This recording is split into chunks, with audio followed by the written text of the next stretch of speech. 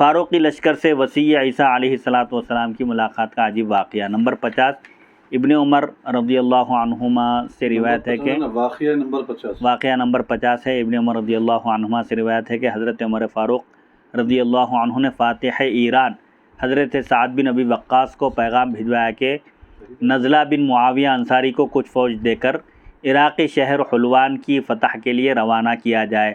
حضرت سعد نے فوراً نزلہ کو 400 گھوڑ سوار دے کر بھیج دیا۔ یہ لوگ حلوان پہنچے اور اس کے آس پاس کے علاقے پر حملہ کر کے اسے فتح کر لیا۔ ظہر کے وقت انہوں نے مال غنیمت اور گرفتار افراد کو ایک پہاڑ کے دامن میں رکھا اور کھڑے ہو کر اذان دینا شروع کر دی۔ جب اللہ اکبر کہا تو ایک آواز آئی، پہاڑ میں سے کوئی جواب دے رہا تھا، اے نزلہ تم نے اللہ کی خوب بڑائی ظاہر کی۔ یہ ہرقل کا جو واقعہ گزرا ابھی، اس میں ایک مسند احمد بن حنبل میں حدیث ہے کہ ہرقل نے شاہ روم کے بادشاہ نے جنگ تبوک، یہ تبوک مقام کا نام ہے، تبوک سے نبی کریم صلی اللہ علیہ وسلم کو خط لکھا تھا کہ میں مسلمان ہوں۔ نبی کریم صلی اللہ علیہ وسلم نے فرمایا تو جھوٹ کہتا ہے، وہ اپنی نصرانیت پر قائم ہے۔ دیکھیے مدارج النبوت جلد 1 صفحہ 326 اردو۔ بہرحال شاہ روم نے، ہرقل نے اسلام قبول کیا نہیں، اس کی حقیقت حال سے اللہ تعالیٰ ہی بخوبی واقف ہے۔ تاہم اگر ہرقل علانیہ مسلمان ہو جاتا تو آج دنیا پر اسلام کا نقشہ مختلف ہوتا، بلکہ پورے یورپ پر اسلام کا جھنڈا لہراتا۔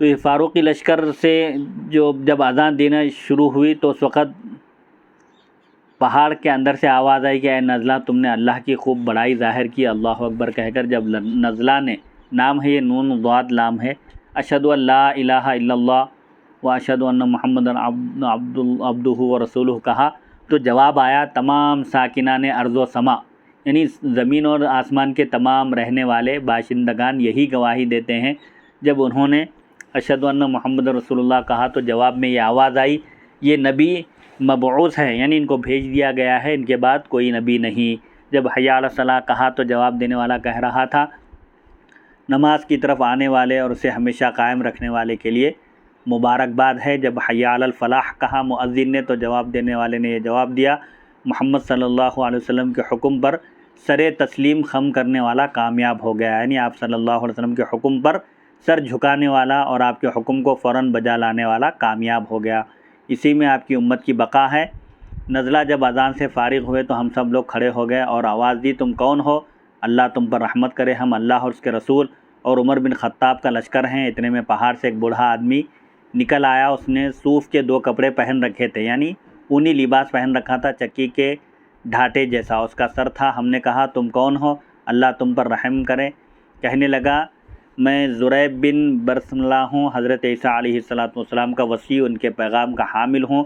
انہوں نے ہی مجھے اس پہاڑ میں بٹھا کر میرے لیے لمبی عمر کی دعا کی تھی، یہاں تک کہ آپ آسمان سے اتریں گے، آخر زمانے میں آسمان سے اتر کر صلیب توڑ دیں گے، جو عیسائیوں کا جو نشان ہے گلے میں وہ لٹکاتے ہیں، وہ صلیب توڑ دیں گے، خنزیر کو یعنی بد جانور کو قتل کریں گے، اور نصارہ کے خود ساختہ دین سے اظہار بیزاری کریں گے، یعنی نصارہ کے خود اپنے بنائے ہوئے دین سے آپ بیزاری کا اظہار کریں گے۔ میں اگرچہ نبی کریم صلی اللہ علیہ وسلم سے ملاقات نہیں کر سکا، تاہم تم لوگ میری طرف سے عمر فاروق کو سلام پہنچانا اور میرا پیغام دینا کہ اے عمر، لوگوں کو راہ حق پر گامزن، یعنی لوگوں کو حق کی راہ پر جمانا اور حق سے قریب تر رکھو کہ قیامت قریب ہے، اور جب امت محمدیہ میں یہ امور ظاہر ہو جائے تو بھاگ جانا بہتر ہوگا، یعنی حق سے انحراف ہو، لوگ منہ موڑ لیں اور دین اسلام سے دور ہوتے چلے جائیں، اس کی تعلیمات پر عمل کرنے سے دور ہو جائیں، تو اس وقت آبادی سے دور ہو کر پہاڑوں میں جا کر بسیرا کرنا اور اپنے دین اور ایمان کی حفاظت کرنا بہتر ہوگا۔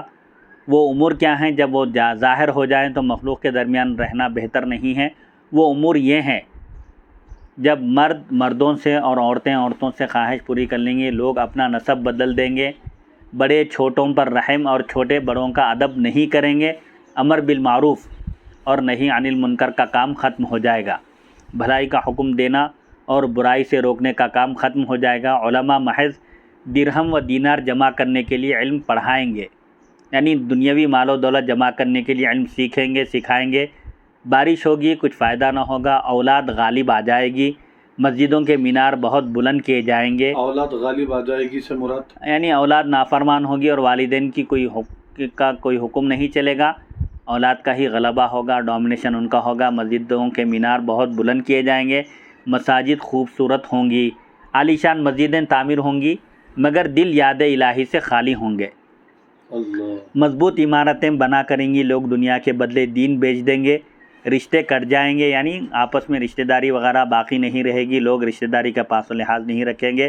شریعت بک جائے گی، یعنی شریعت پر عمل نہیں کیا جائے گا، یا پیسوں کی خاطر غلط سلط فتوے دیے جائیں گے. آدمی اپنے گھر سے نکلے گا تو اس سے بہتر لوگ کھڑے ہو کر اس سے سلام کریں گے، یعنی دولت کو سلام ہوگا، آدمی کی قدر و قیمت نہیں ہوگی. جو مالدار ہوگا، لیڈر ہوگا، اس سے بہتر اگر ہے کوئی دینداری میں تو وہ بھی ڈر کر اس کو سلام کرے گا. شرمگاہیں کجاؤں پر سوار ہوں گی، یعنی زنا عام ہوگا، بدکاری عام ہوگی. یہ وقت قیامت کے قریب ہونے کا ہوگا. یہ کہہ کر وہ بوڑھا غائب ہو گیا، یعنی پھر پہاڑوں میں گم ہو گیا، غائب ہو گیا.